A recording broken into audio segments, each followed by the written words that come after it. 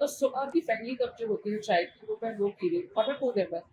पर ये चाय थोड़ी स्पेशल है और इसको बनाने वाले की कहानी और स्पेशल है। तो आज मैं आपको ये चाय वाले की आज बताऊंगी जिनकी ये जो शॉप है जहाँ पे मैं खड़ी। अब इसके 12 सिटीज और सेक्टर है। पुणे के अंदर ही आपको हर तीसरी गली में इनका एक शॉप मिल जाएगा। आपको इनका लोगो दिख रहा है और ये भी एक बहुत फेमस लोगो है। ये अमृतलय जो है वो ये पूना का स्पेशल चाय है। पर इसकी प्राइसिंग और इसका टेस्ट जो है वो काफी यूनिक है। वो क्यों यूनिक है उनके ओनर हमें खुद बता देते हैं। बट इसका टेस्ट आप जहाँ भी जाएंगे इंडिया आउटलेट में आपको एग्जैक्ट सेम टेस्ट मिलेगा, कोई वेरिएशन नहीं। तो क्वालिटी मेंटेन करने से लेके उनकी शुरुआत जो शुरू एक्चुअली सक्सेस से नहीं हुई, 32 बिजनेसेस की फेलियर से हुई, उसकी पूरी कहानी हम उनसे जानेंगे और उनकी फैमिली से जानेंगे जो हमेशा से उनके साथ रही। अभी हमारे फिलहाल 12 राज्यों में हमारे फ्रेंचाइजी है जो 550 है। अभी 2030 तक हमारा प्लान है 10,000 तक हमें फ्रेंचाइजी करनी है और 2040 तक हमें करीबन 40,000 फ्रेंचाइजी करनी है येवले अमृत। तो अगर मैं एक उसमें बोलूँ कि आप लोगों का यूएसपी या स्पेशलिटी क्या है, तो क्या बोलेंगे आप? हमारा यूएसपी मेनली हमारा जो चाय है वो चाय का टेस्ट है। टेस्ट ही हमारा सबसे बड़ा यूएसपी है और दूसरा है affordable price. The pristine white decor of the outlets matched the interior of Yevle Amrutulla's corporate offices at Konwa in Haveli. The office has nearly 80 employees engaged in various segments. Apart from the insignia, the walls are also adorned with decor of white teacups, TVs showing various Yevle products and outlets, while one large wall is painted with the timeline of the company's journey, beginning in a small tea shop outside Bharatiya Vidyapith in Pune. मेरा नाम है तेजस तेजस पिराजी येवले। मेरा Yewale company में role है, director हूँ मैं sales and marketing.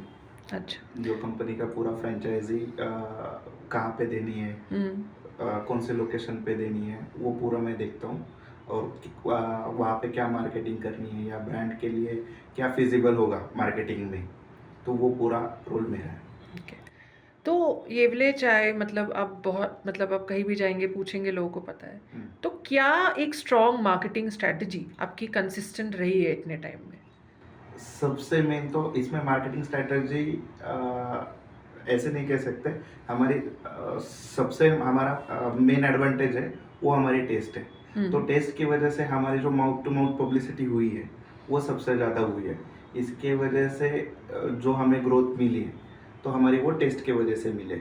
इसके अलावा कि हमारा आउटलेट कैसे होना चाहिए, उसमें हमें क्या टैगलाइन देनी चाहिए, कलर्स कैसे होने चाहिए, जो भी हमने आउटलेट बनाया वो पूरा सोच समझ कर बनाया। मतलब कस्टमर्स के सेंस के ऊपर हमने मेजरली काम किया कि कस्टमर्स जैसे पहले हमने ब्रांड चालू करने से पहले जो सर्वे किया था वो सर्वे में हमें जो मतलब इसमें गैप्स जो पता चले वो गैप्स के ऊपर हमने काम किया और ये ब्रांड चालू किया। तो अभी आगे कोई स्पेसिफिक आपका प्लान है मतलब मार्केटिंग या सेल्स, क्योंकि फ्रेंचाइजी पे काफ़ी आप लोग फोकस कर रहे हैं अभी, राइट? एक्सपेंशन का ऑल ओवर इंडिया। तो कोई और स्ट्रैटेजी आप डेवलप कर रहे हैं अभी या जो बताना चाहेंगे आप? स्ट्रैटेजी मतलब अभी फ़िलहाल तो हम ऑल ओवर इंडिया में हमारे ब्रांड को रिप्रेजेंट कर रहे हैं। जैसे महाराष्ट्र के अलावा एमपी, राजस्थान, गुजरात वगैरह उस side. In Pune, Amrutulya is a common term for tea shops. The term is a portmanteau of two words Amrut and Tulya, which translate to comparable to nectar in Marathi. There are several Amrutulya shops in Pune, but none are as successful as Yevle Amrutulya. ये mascot का story जो है बहुत interesting story है। जब हमने सोचा था कि हमारे आउटलेट में भी एक सेल्फी लेने के लिए कोई सेल्फी पॉइंट हमें क्रिएट करना है, तब हमने सोचा था कि एक मैस्कॉट करें। बट मैस्कॉट करना है तो कैसे करेंगे, उसका डिज़ाइन कैसे करेंगे? तो हमने बहुत टाइम से सोच रहे थे। तब हमारे दिमाग में एक ख्याल आया कि अरे हमारे पिताजी ने चाय का चालू किया था, बट पिताजी तो नहीं है, लेकिन चाचा जी वो संभाल रहे थे। तो चाचा का ही चेहरा हम इस मैस्कॉट को देंगे तो कैसे लगेगा, तो हमने चाचा का ही चेहरा इस मैस्कॉट को दिया है और इतना फेमस हो गया है ये मैस्कॉट और इसका चेहरा हमें बहुत अच्छा लगता है। और चाचा भी देखते हैं ना इसको, यार यार मेरा मैस्कॉट है, तो उनको भी बहुत अच्छा लगता है। People come by to have their regular cups of tea or sometimes drop in out of sheer curiosity. What do you guys study? We are studying engineering and Okay, where do you study? body. Okay. So do you come to this place regularly? Yes. Every morning? Why? What's special about the chai? Cheese. Place and gates where she gives us How many cups in a day? 2 times. 2 times, morning and evening. So do you think it's also economic? Do you think it's economical because it's priced around 10 rupees and you also get it in a cup, nice cup? Is that an appeal? Okay. Good in this ceramic cup. Why? Does it feel like home chai? That feeling of. And in other shops they give like a glass cup, which is not that familiar for cold. What we can say, right? We can also post snaps on Okay. Okay. The family also runs a foundation called Yevle Foundation, which has been engaged in philanthropy since 2020, beginning with distribution of face masks, distributing food, and now organizing job fairs. अभी जो इधर महाराष्ट्र में पालकी रहती है ज्ञानेश्वर मावले और तुकाराम महाराज की, वो ज्ञानेश्वर मावले में हर साल हम येवले ग्रुप की तरफ से चाय बांटते हैं और खिचड़ी बांटते हैं। इस साल हमने 30,000 चाय और 5,000 खिचड़ी जो वारकरी जाती है उनको बांटी है। अच्छा, तो क्या सबसे अच्छी बात है यहाँ पे काम करने का? तो ये बताइए मुझे, क्योंकि 4 साल आपको हो गए काम करते हुए, तो थोड़ा इसके बारे में बताइए। हमारे येवले ग्रुप में सबको फ्री माइंड से काम करने की ये रहती है कि जो काम है वो कुछ प्रेशर नहीं रहता, कुछ नहीं रहता, फ्री माइंड से काम करते हैं इधर। और आप जो ये लोगों के लिए भी, मतलब ऑब्वियसली बिजनेस है तो ऑब्वियसली वो एक साइड है, पर दूसरा ये जो साइड है जो लोगों की मदद आप करते हैं, तो उससे आपको जॉब सेटिस्फेक्शन भी मिलता है? यस, बहुत मिलते हैं। जो कॉल आते हैं हमको जॉब मिला, हमारा घर चल रहा है अभी उसी पे, वो सेटिस्फेक्शन ज़्यादा रहता है। The Yevles are not interested in what is already in place. They are dreaming bigger and bolder. No goal is outrageous and no path is difficult. After all, they have survived, and the world is their kettle.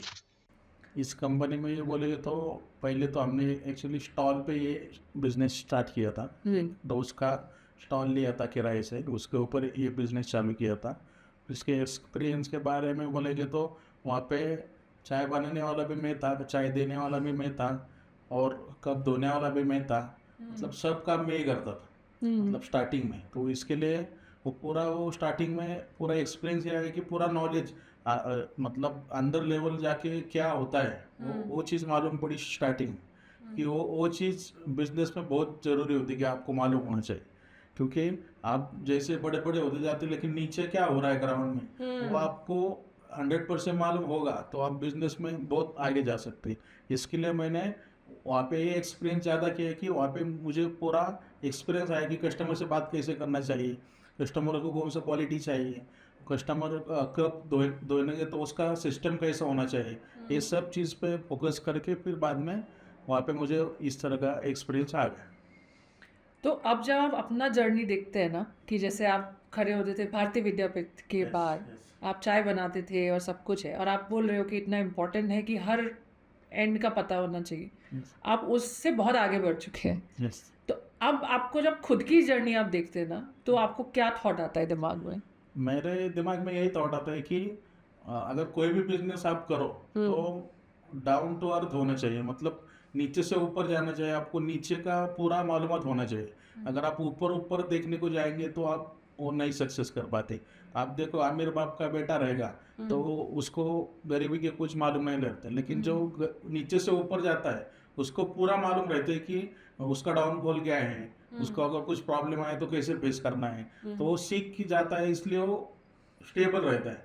लेकिन आमिर बाप की औलाद क्या रहती है कि उसको सब मतलब ऐसा पूरा मिलता है, तो वो क्या होता है कि उसको उसमें क्या डाउनफॉल रहता है, क्या प्रॉब्लम आता है, ये कुछ मालूम नहीं रहता है। इसके लिए वो आगे जाके फिर उसका डाउनफॉल चालू हो जाता है। असल में जब तक पिताजी है तब तक वो रहता है, बाद में उसको कुछ मालूमात नहीं रहती तो वो नीचे जाता है। तो मुझे इस एक्सपीरियंस से ये मालूम पड़ा कि आपको पूरा चीज़ मालूम होना चाहिए, तभी पे आप 100% सक्सेसफुल बिजनेसमैन बन सकते हैं।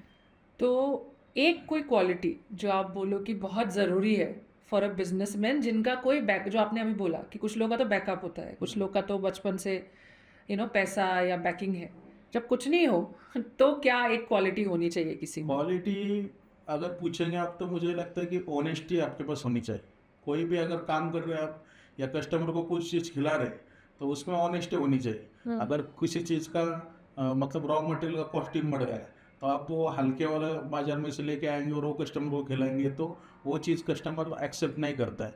तो मुझे ऐसा लगता है कि आपको ऑनेस्टी बहुत ज़रूरी है बिजनेस करते टाइम की। आप जो कस्टमर को स्टार्टिंग में दे रहे हैं और जब तक आपका बिजनेस है आप वही चीज़ खिलाओ उनको तो 100% कस्टमर आपका कहीं नहीं जाएगा। लेकिन कुछ कुछ लोग क्या करते हैं मार्केट में कोई चीज़ का रेट बढ़ गया तो फिर सस्ते वाला ला के फिर मार्केट में कैसे भी साड़ा वाला आएंगे वैसे कस्टमर को खिलाएंगे तो फिर कस्टमर अपने आप कम होता है। तो मुझे ऐसा लगता है कि honesty is the best policy. And they also don't forget to have fun. तो आपके जो बच्चे हैं, आप लोग जॉइंट फैमिली में हैं और अराउंड 10 बच्चे हैं टोटल आपके सारे सिबलिंग्स के, तो उनके लिए जो उनका जो फ्यूचर है, चाहे वो बिजनेस हो या जॉब हो तो या फाइनेंस को लेके हो, क्योंकि आप लोगों ने इतना हार्ड टाइम्स देखा हुआ है, तो उनके लिए आप लोगों ने क्या प्लान किया है? मतलब उनको लिए हमने वो फाइनेंशियल प्लानिंग भी करके रखा है और उनको समझा है और खुद के पैरों पे कैसे खड़ा रहना है वो हम उनको उसके लिए गाइडेंस करते हैं और फ्यूचर में जाके उनको क्या करना है। तो अगर किसी को कुछ उनकी जो हॉबी रहेगी या जो कुछ भी रहेगा उनको कि जिसमें इंटरेस्ट है तो वो करने के लिए हम उनको पुशअप करते हैं। और मतलब जो एजुकेशन का और दूसरा पार्ट रहता है, जो हमको जो कमी उनकी महसूस होती है वो उनको नहीं मिलनी चाहिए, वो उसका क्या महत्व है वो उनको हम समझाते हैं। ओके, तो आपका अब इतना बड़ा ब्रांड है, अगर पुणे में ही जाए तो हर दूसरी जगह एक ना एक आपका शॉप मिलता है। तो एक मैंने जो नोटिस किया है थोड़ा आप लोगों का है कि सिंपल लिविंग हाई थिंकिंग जिसको हम बोलते हैं। हाँ। तो कभी ऐसा लगता है कि नहीं अब तो हम ले सकते हैं कोई महंगा सामान या कुछ भी हो ऐसा, पर आप लोग वो उस पर गिव इन करते हैं या सेविंग्स का ज़्यादा सोचते हैं? सेविंग का सोचते हैं, कैसे बुरे दिन पहले देखे हैं ना, तो इसीलिए सेविंग का भी सोचते हैं।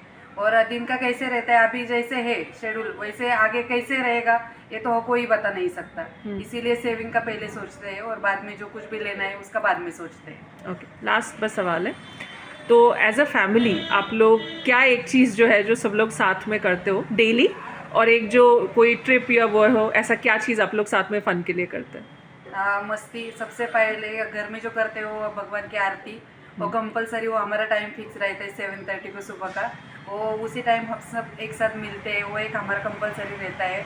और जैसे ही टाइम मिलेगा तो हम मस्ती, सबसे ज़्यादा तो मस्ती करते हैं। ओके, ये वीडियो ख़त्म होने वाला है, लेकिन इस चाय की कहानी एक्चुअली अभी शुरू ही हुई है। जो इनका 30 to 40 ईयर प्लान है वो काफ़ी ज़्यादा एम्बिशियस है और वो चाहते हैं कि चाय ग्लोबल बने और इनका ब्रांड जो है वो हर कोई जाने कि पुणे के एक टपरी से शुरू हुई ब्रांड अब वर्ल्ड फेमस है। अगर आप कभी खुद पुणे आए तो इस चाय को ज़रूर ट्राई करें। आप किसी भी शॉप में चले जाइए, जैसे उन्होंने ऑलरेडी बताया है, आपको एग्जैक्ट सेम टेस्ट मिलेगा और वही 10 रुपये की चाय होगी। अगर आप चाहें तो आपकी फेवरेट जो चीज़ें होती थी बचपन में जो आप खाते थे, जैसे क्रीम रोल या बिस्किट या जो भी कोई चीज़, वो भी आप खा सकते हैं इसके साथ। लेकिन at the end of the day जो यूनिक चीज़ है वो इनकी चाय है। अगर आपको ऐसे ही और लोगों के बारे में जानना है, ऐसी और कहानियाँ जाननी है, ऐसे और रिपोर्टाज देखनी है, तो प्लीज़ हमारे यूट्यूब चैनल को सब्सक्राइब करें और हमें हमारे सोशल मीडिया हैंडल्स पर भी फॉलो करें। This is Tina Das reporting from Pune for the brand.